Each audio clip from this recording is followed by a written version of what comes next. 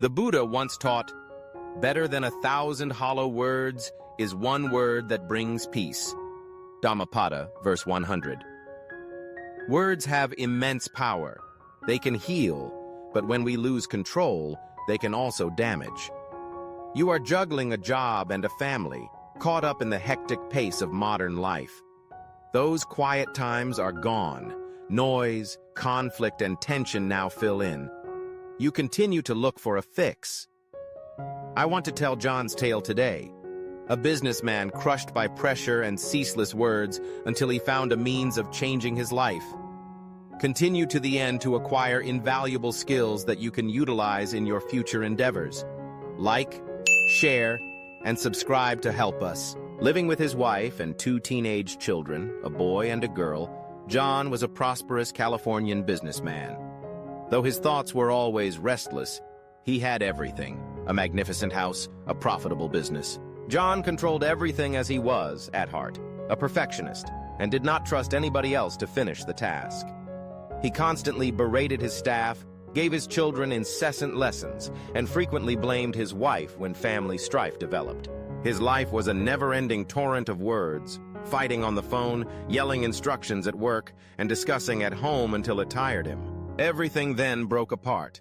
His children stopped talking to him one night following a furious quarrel when his wife stated she needed to be alone. His micromanagement too much caused work to start slipping. John felt as though he was losing everything and became quite frantic. Desperate, he stumbled into Mark, an old acquaintance who had formerly been exactly like him. Overworked, family in anarchy.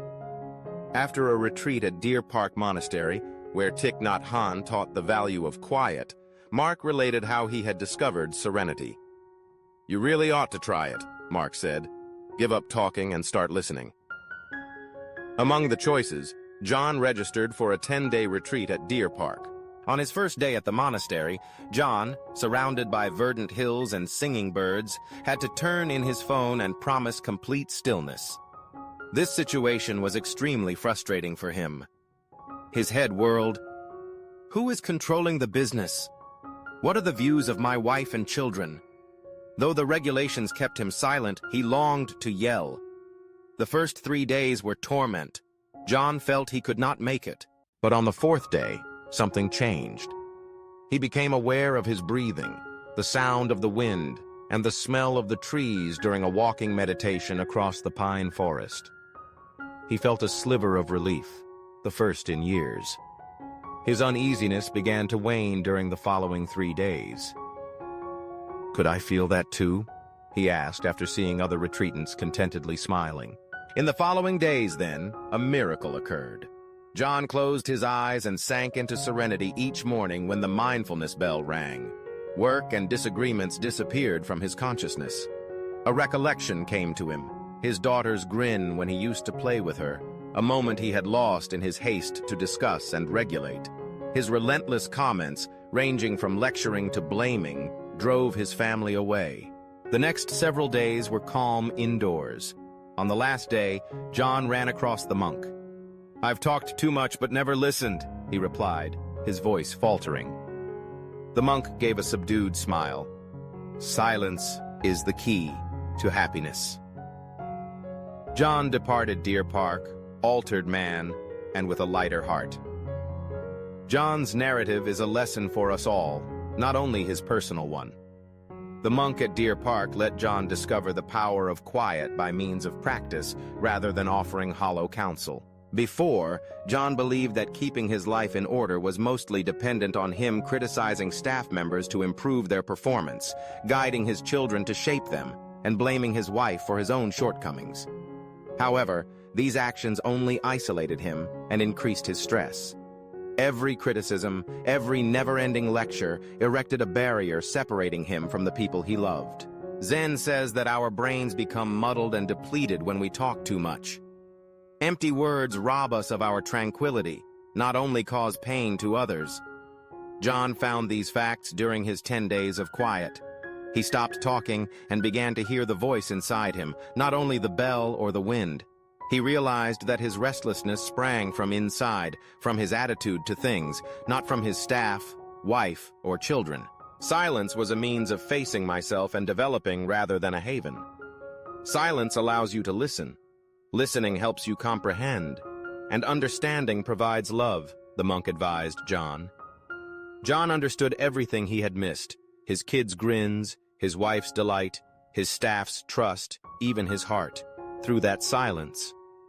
Silence tore down the barricade his words had created, opening the path for him to reconnect with his family and himself.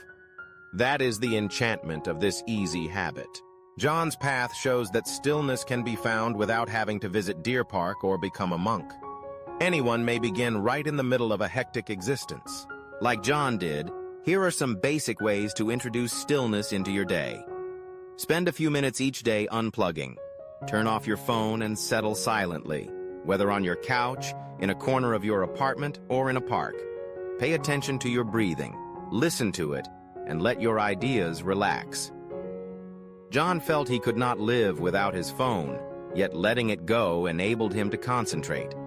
Just 5 minutes will make a difference. You do not need 10 days. Second, stop when you find yourself tempted to talk excessively, that is, to criticize, debate, or lecture.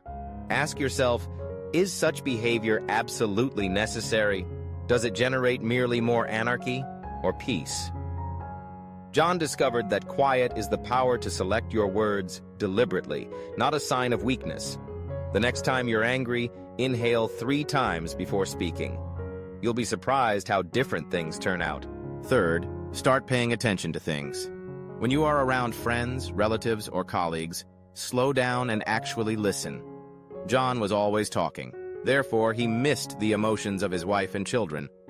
Try a phone-free meal and simply listen to your children tell their day story. This is a little step towards stronger love and understanding. At last, cultivate it every day. Simply sit still, close your eyes, and follow your breath. Stillness brought peace to him organically. You can accomplish it as well. Simply treat yourself patiently. Silence is a road to touch your inner self and others around you, not a finish line.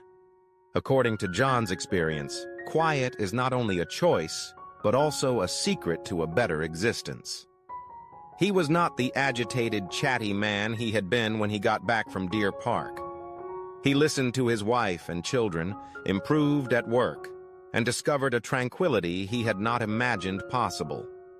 Silence helped his family recover, improved his relationships, and let him operate more wisely, free from total control. Silence is a gift you may provide yourself in the loud world of today.